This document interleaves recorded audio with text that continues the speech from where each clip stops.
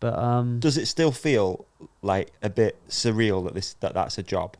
Because no, does it not? No. It feels like this is because it's just it just feels like what you do. Yeah, that's weird, isn't it? Yeah, it is weird. Yeah, Which is not really just what I do. I've got so much other stuff going on. But then when I'm there, no, I mean like this is what you do as a rider. Like Yeah, you're a bike absolutely, rider. yeah, This yeah. is what I do for a job. race down a hill. Yeah, From top I to love bottom. the idea of you doing a normal job.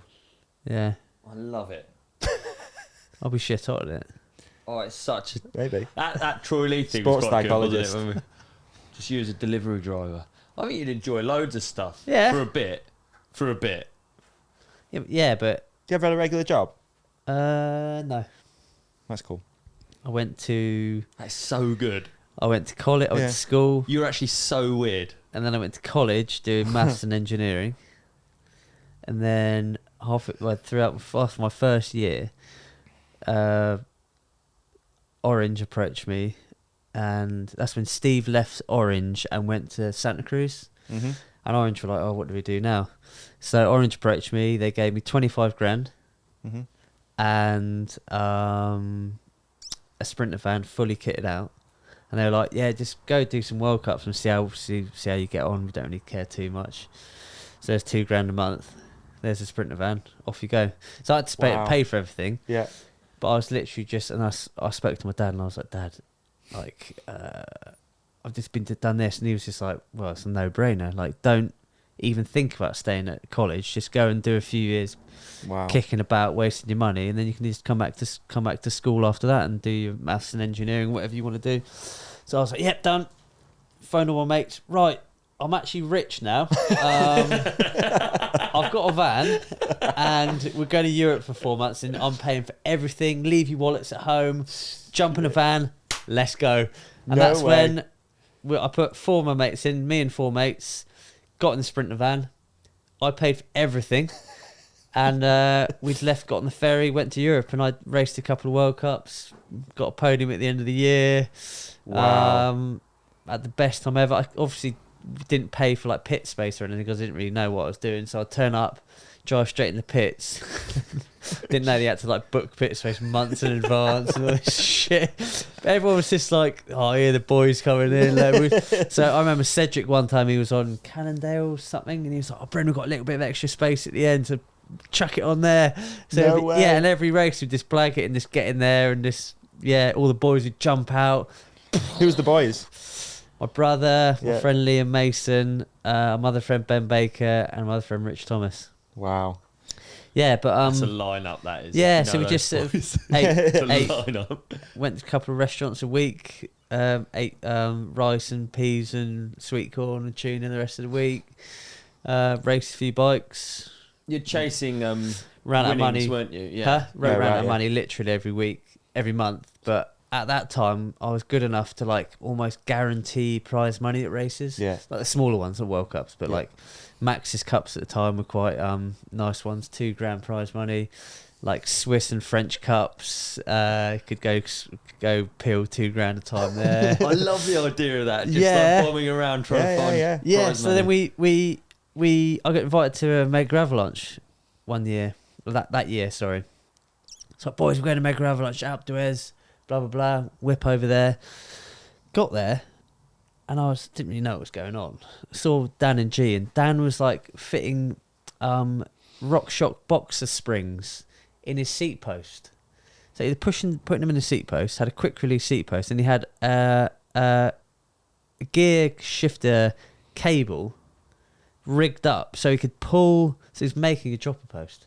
No way. Yeah, This is the first drop out post. of boxer springs. Holy. Wow. I'm thinking, what's that then? And he's like, yeah, like the middle pit, you have to race from the top to the bottom. It's like 40 minutes long, whatever. I'm thinking, that doesn't sound good. And then he's like, yeah, there's a big pedally bit in the middle, so you put your seat up and you got to pedal through the middle.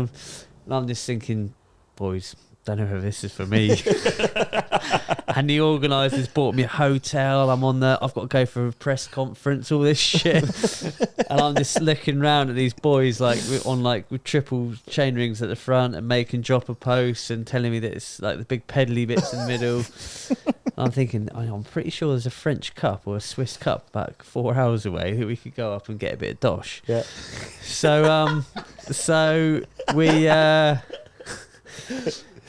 We just peel out of there, and it's miles to go. And I got quite in trouble with the organiser. I can't remember her name. She was a lovely lady at the time.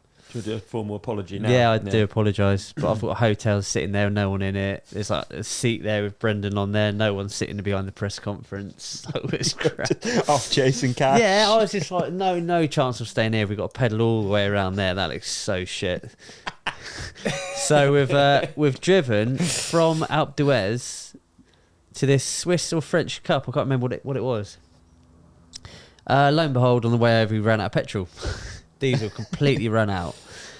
So this is really shit story. Don't feel good about this one tiny bit, but we ran out. We completely got no petrol. So don't know what to do. I've got no money because I've run out. So we ended up siphoning diesel out of a digger. And Rich Thomas, who's a mate, we didn't So bully good. him as such. It's more banter. Yeah. Go on, Rich, you got to suck on that pipe. So he's sucking on the pipe out this old JCB. God knows how. Probably a bit more metal and bits in there than the diesel. Siphoning it out.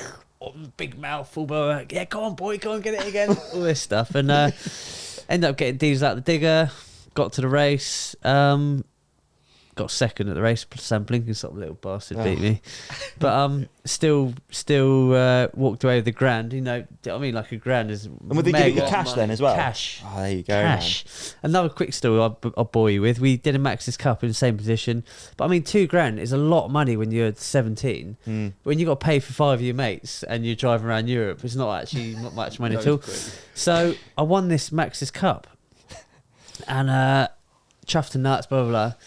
And I went to go to get my prize money, and it was an envelope, the thinnest envelope you've ever seen.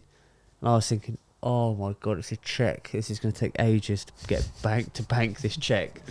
So I've just chucked the cheque in this drawer that we had in the, and in this fancy drawer we had in the Sprinter, you did not want to go in there. It's got porno mags in there. It's got like loads of, and I just chucked it in there.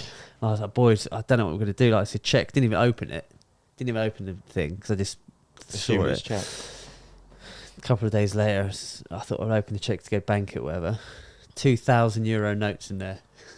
Oh, no. Yeah. At the time, you get €1,000 note, which is equivalent to like 640 quid. Yeah. So I had two £640 notes in there. I didn't realise I had a sort of a cheque. No, we were just like, what? But it turns out even back then, it's super hard to spend €1,000 note. Like, no calfs wanted it, whatever. And we happened to be in this ski resort, and it was a mission, dude.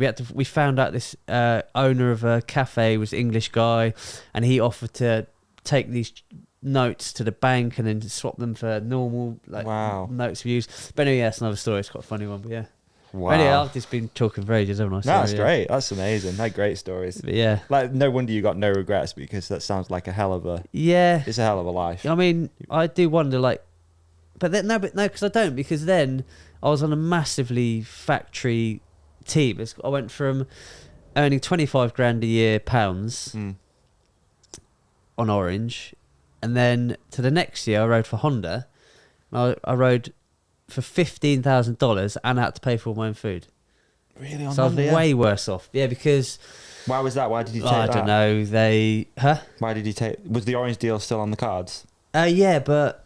I don't actually, was it? But it's Honda, dude. Yeah. Did you have a manager And I was then? like this... Yeah. That probably was it, wasn't Yeah. it? That was... Oh, right. And he sort of... Right or wrongly, he was like, look, Honda never have 3 factory riders. Like, this is a once in an lifetime opportunity. And I did speak to Steve about it, and he just said, look, mate, get on Honda. Yeah. So I did it, and then so I went from being like baller to not a baller, But on Honda, yeah, and I had a good year. And like I just said, it went from that year from like siphoning diesel out of JCBs and running around like a headless chicken, to being on debatably the most factory team on the World Cup circuit. Yeah. So it's huge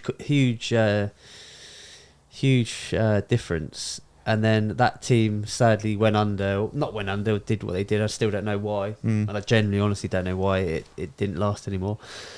To being on Iron Horse with Sam Hill. So, yeah, amazing. Amazing. Yeah. I want to talk more about Honda, if that's all right, but quick ad break. Cool? Let's go to the.